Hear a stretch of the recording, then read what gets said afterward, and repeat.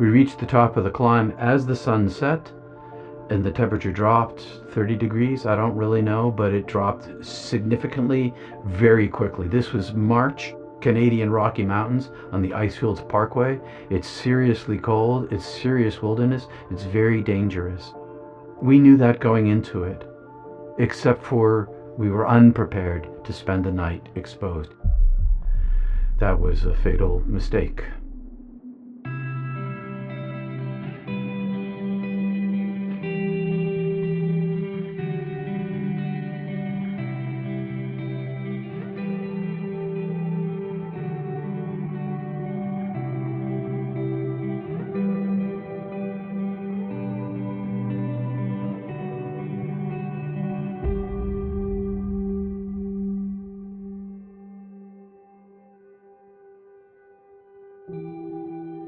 I'm Peter Panagore. I grew up outside of Boston, Massachusetts, in a city called Marlborough. My dad was an architect. My mom had been a nurse. We had eventually 5 kids in the family. We kind of grew up between, I don't know, the roaring 50s and the crazy 70s. And lots of cultural change happened in our family life as a result of all of that. My older sister, Andrea, she was part of the tune in, turn on, and drop out, and she ran away from home when I was 14. She was my beloved sister. And then suddenly I came home from school one day. I was a freshman in high school. And there was a note waiting on the kitchen table that she was leaving home. I didn't know what it meant, but our family slipped into turmoil overnight. And my dad went after my sister. And he searched and he hunted for her for months.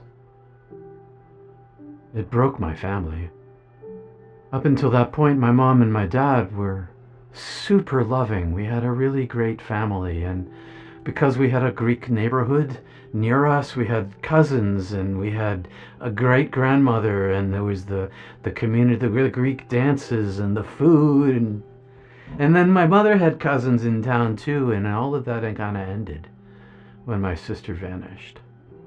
And so then, of course, the first chance I got, I left home. I tried to drop out of school. My parents talked me out of it. And instead of dropping out of school, I went on National Student Exchange Program, which is why I went to Montana in the first place. While I was at Montana State University in Bozeman, I did a lot of things. I joined the National Ski Patrol, and I joined the Outdoor Club. I climbed in the mountains. I went backcountry skiing. So by the time spring rolled around, I decided, because I was a member of the Outdoor Club, that I would maybe find some trip to go on. So this fella posted up a flyer outside the door of the outing club on the bulletin board, said he was doing a 8-day backcountry ski and a 1-day ice climb in British Columbia and Alberta, Canada. And I thought, well, this is perfect. So I called him up on the phone and I asked him, did you find somebody? He didn't. We met. We had discovered that we had complementary skills. I was a first responder, ski patrol. He'd been trained as a certified ice climber. I'd done winter camping. He'd done winter camping. We decided we would do this. So off we went. Drove his car up to British Columbia, went backcountry skiing and snow caving in the middle of March in about 10 feet of snow. Had lots of adventures there. One was life-threatening, our very first night, but we both used our survival skills to set ourselves up in such a way that we would be able to not freeze that night, that very first night, and we learned to trust each other immediately. So we had this wonderful adventure, snow caving, that finished when we skied out, and we went out to this 1-day ice climb. I'd been a backpacker. I'd climbed in a whole bunch of different ranges here in New England, a whole bunch of ranges in Wyoming and in Montana, but I'd never done any ice climbing. I'd used a lot of ropes. I'd done free climbing and rock climbing and mountaineering, but never ice. And so I wasn't geared up for ice climbing. I had to go borrow or find any gear that I could use. And I kind of rigged myself up with what I had available. I got good crampons. I got boots that were 1960 leather ski boots that wouldn't flex. I had wool and proper clothing and an ice axe and a hammer. You're supposed to use 2 ice axes to climb, but I only had one, and I decided that I was young enough and strong enough and capable enough that I would climb with an axe and a hammer, and Tim agreed that we thought we could do this. And the thing about the axe is you can plant the axe and then let go and rest. The thing about the hammer is you can plant the hammer and never let go. You always have to hold on to it. You can't relax. So that meant it put a lot of stress on my forearms, which meant that my muscles burned out much faster than everybody else's on this climb. Ice climbing is a hyper-focused state of be present where you are. You're not thinking about the future, you're not thinking about the past, you're thinking about exactly what you're doing where you are, which is perfect for me. I love that hyper-focus space. And so we were both hyper-focused in. Our climb was uneventful, other than my burning out of my muscles delayed our climb significantly, so that by the time we reached the top of the climb, the sun was already setting. Many of the teams were already descending an hour, 2 hours before we even began to reach the top. The difficulty was that you can't just turn around and go back down. You can't say, oh, I've had enough, I'm just going to go walk down the trail and go to my car and drive away. There's no trail to walk down. You have to follow the route, and the route goes up, and then it goes across, and then it comes down. You can't just descend. We reached the top of the climb as the sun set, and the temperature dropped 30 degrees. I don't really know, but it dropped significantly very quickly. This was March, Canadian Rocky Mountains on the Icefields Parkway. It's seriously cold, it's serious wilderness, it's very dangerous. We knew that going into it, except for we were unprepared to spend the night exposed. In our defense, no one else was prepared to spend the night exposed either. It was a day climb, and so you bring day climb gear with you. That was a fatal mistake. The sun set. Shivers began immediately. Hypothermia began to set in within minutes. My jaw was clattering like a cartoon character. My hands were shaking. My body was twitching, and it got dark, and the stars came out, and we were terrified. Because of my ski patrol background, I knew how much time we had to get down before we succumbed. If we stayed where we were going to die, no doubt in my mind. But we were 500 or 600 feet up in the dark on ice and rock. Tim hauled up the rope in the middle of this, and instead of laying the line, it became a tangled mess. This is what happens when you get hypothermia. You begin to make mistakes. Tim picked up the length of the rope and he tied it around himself for our traverse, and I tied a length of rope. I gave myself some distance. I tied a length of rope around my own waist. I hauled the line and laid it over my shoulder, and we clanked and clattered because we're carrying ice screws and carabiners. So we begin this traverse, and this traverse is along this narrow ledge with a 500 or 600 foot drop off, and we traversed across this with great care and caution, because with every step we took, we felt our energy drain because we didn't have any more food with us. We'd drunk all our water, and speaking was becoming difficult. When your jaw is clattering, it's very difficult to talk. We make this traverse with all of our focus to this first rappel, and there's this small tree sticking out of the mountain. It's the only one. You're supposed to take a piece of this nylon flat webbing and tie it in this square knot and make this loop with it and wrap it around this tree, and then take the climbing line and put it through the 2 loops and dangle it down, so that when you get to the next bottom of the rappel, you can just pull this line right through. We decided that it was cost too much money to buy webbing. We didn't want to lose this piece of webbing. So instead of putting the webbing around the tree, we decided against reason to put the rope around the tree and descend just on the rope, because we figured we could pull it off when we got to the bottom. We rappelled down and bounce, and then there's this space at which we're no longer bouncing. There was an inverted overhang of just empty space where you just slide down the rope to this next landing. I came down second, and I got off the rope off of me, and I grabbed the rope and I pulled it, and it wouldn't come free. And I lifted myself up on it, and it was stuck. And Tim stumbled over because now our coordination's beginning to wane. He grabs the line with me. We both pull. We can't get it loose. We both put all our weight on it, and it won't come free. We're bouncing on this thing, and now we're in a panic. What's to do but reascend? I took the length of the climbing line and I wrapped it around my body, and I lay down in the snow and I made it taunt, going up as much as I could. And Tim began to ascend up this empty space with no protection. And he got up some distance and my face was in the snow. He suddenly shouted out, "I'm falling!" And I kind of tried to roll out of the way a little bit, and I don't know how high up he had gotten, but as he fell, maybe his boot got caught in the loop or something happened, but it jerked the rope free, and he fell down in the deep snow, and I kind of rolled out of the way, and he got back up again. And he was okay, and I was okay, and we rejoiced. Okay, we got the rope. We can move on to the next one. And so we began our next traverse, and we traversed over, and now we're completely out of the snow and off the ice, and we're just on rock. And in this mountain are 2 iron pins with epoxy and iron rings with carabiners and straps and another carabiner to clip in for safety. This is the place where people come to climb and rappel with safety and training.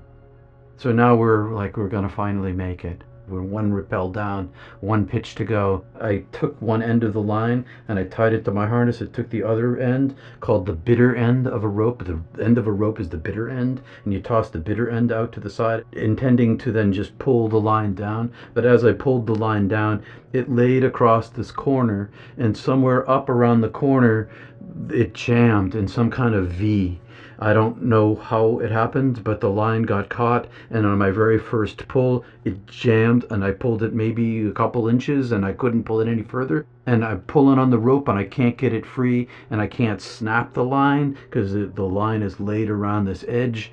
And so now we're in serious trouble. I only have one end of the rope, can't reascend, can't go back up again. So now we're really seriously stuck, and hyperthermia continues to advance, and the night gets colder and colder.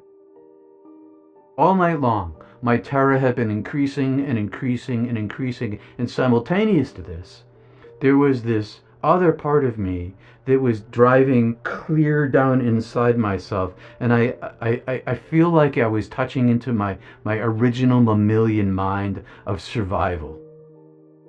When I realized no amount of willpower was going to drive me, instead of the fear rising to overtake me, I became calm and peaceful. I became accepting of my circumstance. I knew where I was, and I knew what was going to happen.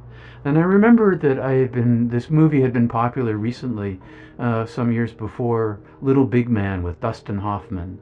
And in it there's this famous character. He's the old wise man of the tribe. And every day he gets out of his teepee and he says, "Today's a good day to die." And so I think to myself, tonight's a good night to die. It's so beautiful here. There are millions of stars, every single color you can imagine. And I can see the sizes of them. They're all kind of the same size where I live, but you can see sizes and brightnesses and colors and constellations and galaxies, and the snow is reflecting off the mountains across the way, and I could hear the river down below, and it was so beautiful. And I knew that there was no escape. And around this time, this peace kind of settled inside of me, and I was sad. I was sad because my parents had lost my sister, and I was going to give my parents this other open wound. But there was nothing I could do about it. And this peace, despite that, in spite of that, settled inside of me. And then I got hot. Hypothermic people are often found naked because they get hot.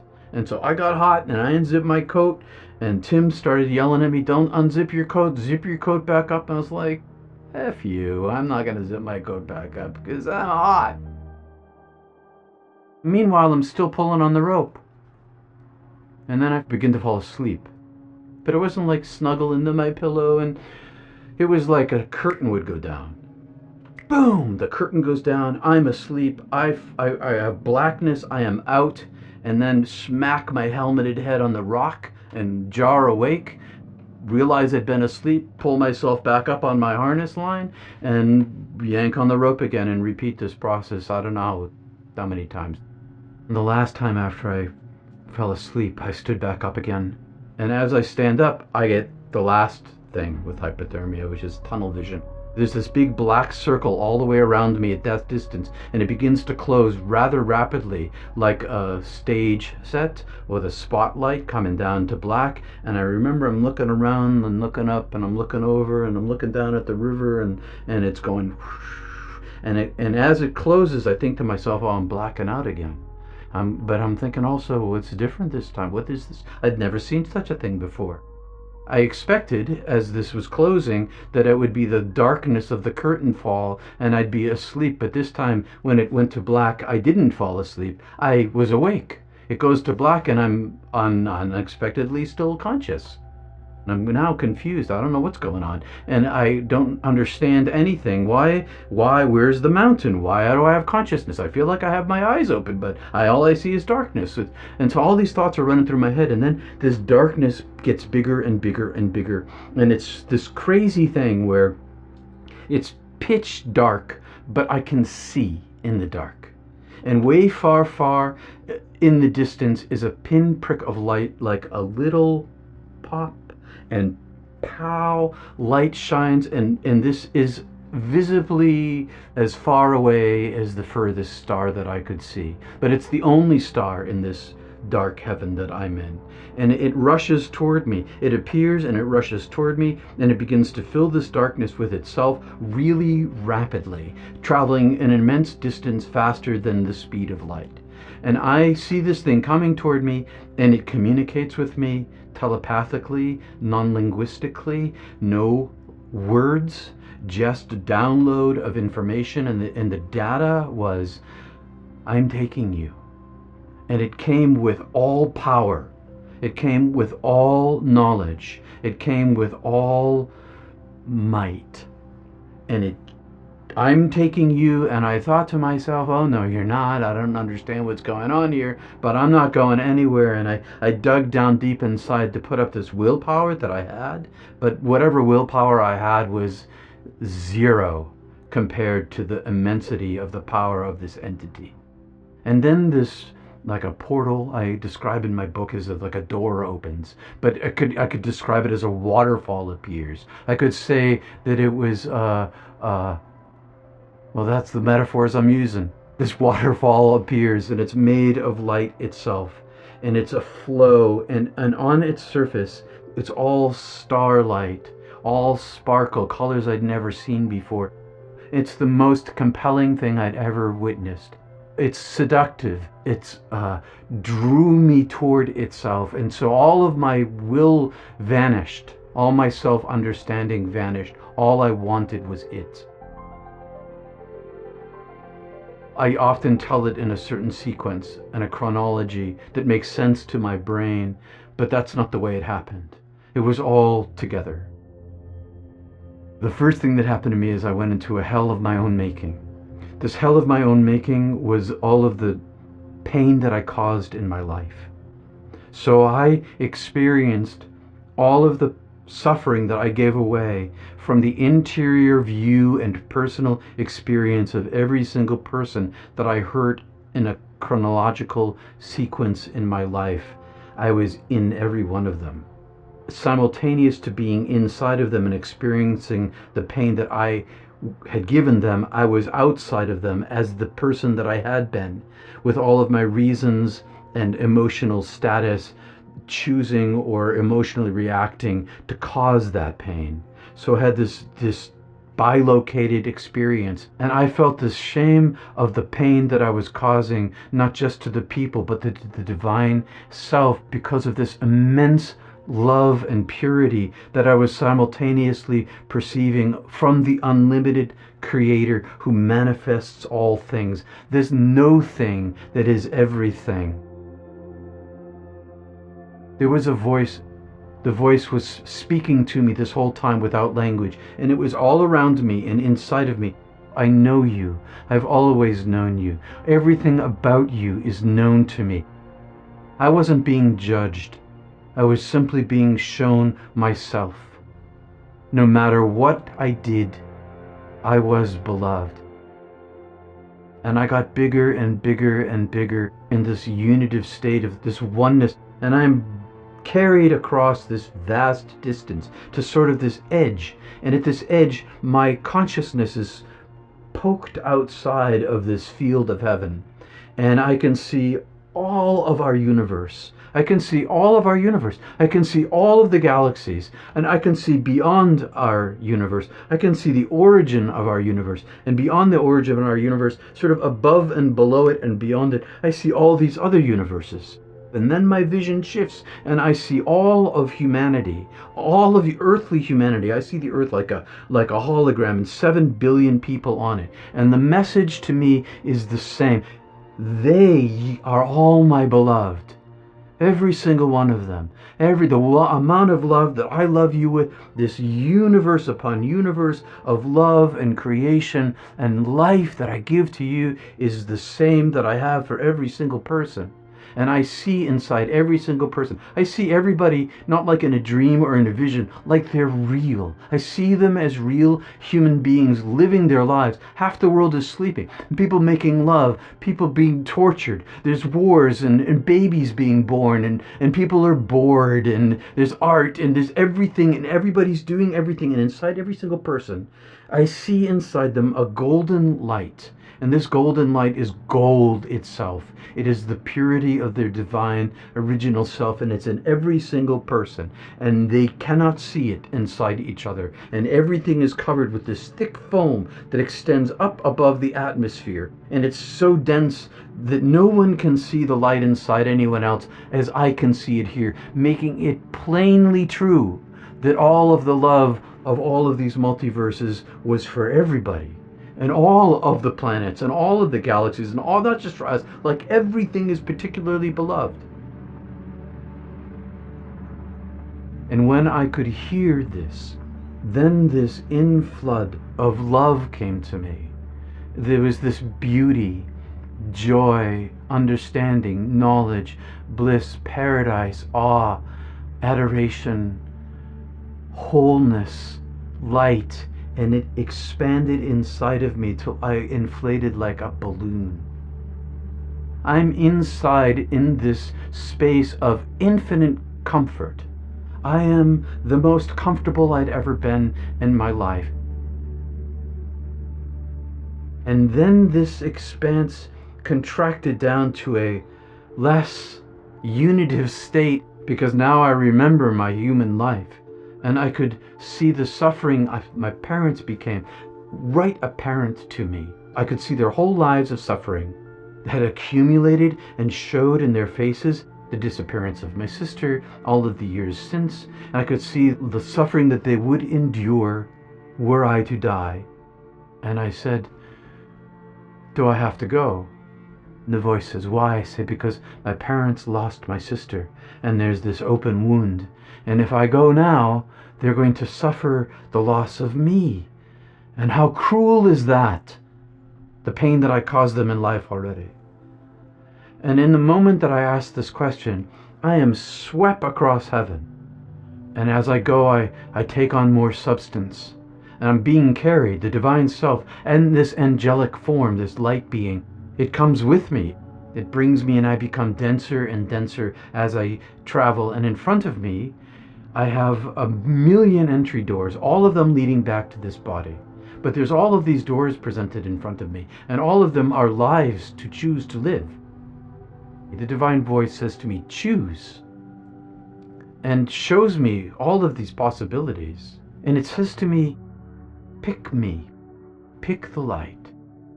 And I think, now I kind of pick some of me. I want a little autonomy. I want a creativity. I want a little freedom in my life. And so I don't quite pick the full light. I pick outside of it. And that's my door. And in I go. In that instant, that's where I am. And I speed down this tunnel.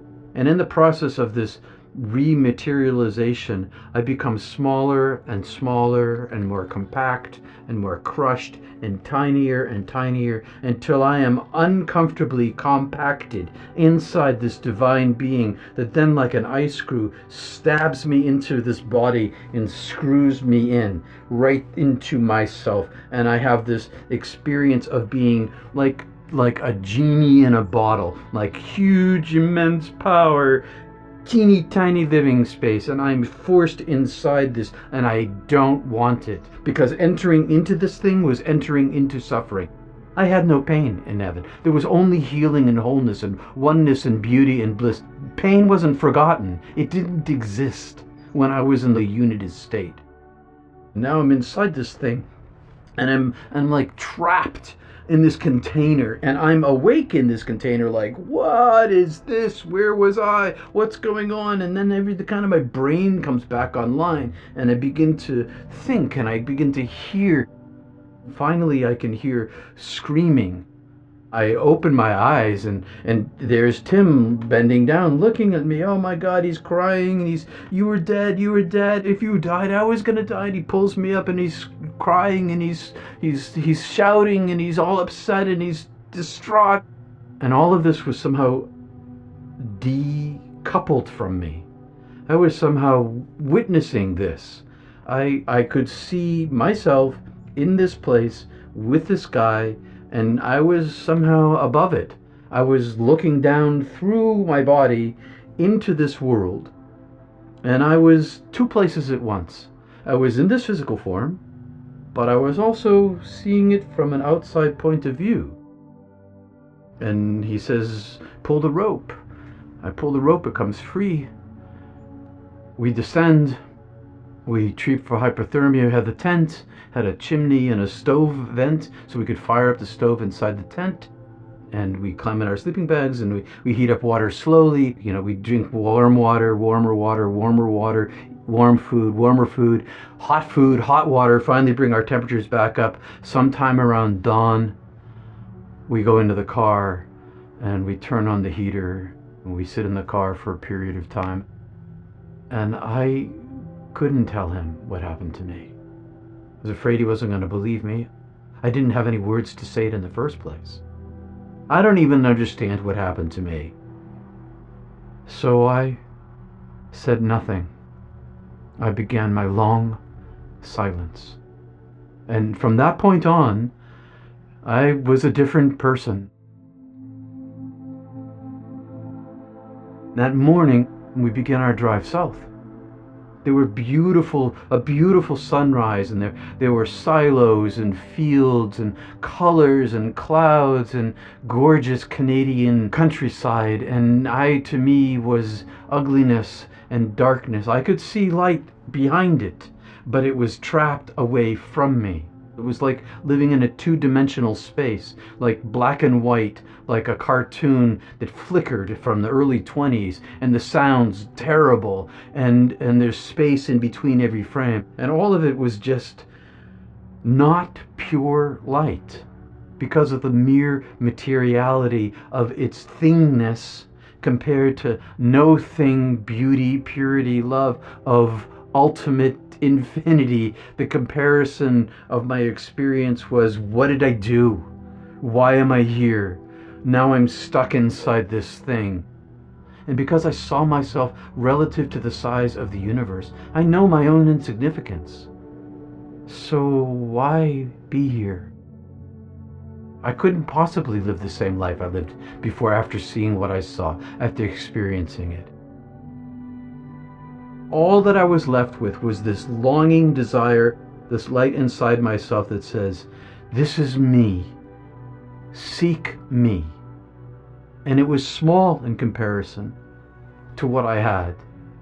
And so I decided to pursue it. But to do that, I had to change the course of my life. I had to learn how to dive inside myself. And I had to learn what the ancient wisdom was before me to understand where I might go. And in my world, it was people like Emerson and Thoreau and Blake and Coleridge and Wordsworth and a smattering of some of the Upanishads and some of the earlier Eastern writings. And so I chose my life of pursuit simultaneous with my life of silence. I practiced my interior practice, my meditation, my Kriya Yoga, and the more I got out of the way in my own interior life, the greater the light became inside of me, the easier it was to live through the light, in the world, to the light. But I also prayed every day, today is a good day to die. Today's my day. Take me home. I don't want to be here. I'm not needed here. I then came to understand that my living in the world has impact. My journey to seek that which I lost makes a radiance inside of me that lets me see the light inside the world more clearly. The more I see the light inside the world, the more I see it inside of other human beings, the more I know that they are like me. And that's a hallmark of a mystical experience, is when your course changes toward love. I know how hard life can be. Everybody loses, everybody suffers. One of the benefits of living an interior life, especially when you're on the edge of despair and all you want to do is go home, is that there's a place of strength there. Your continual original self. The greatest strength that I have is knowing I'm going to die. Knowing who I am, where I came from, and knowing where I'm going. This gives me this superpower to stay here.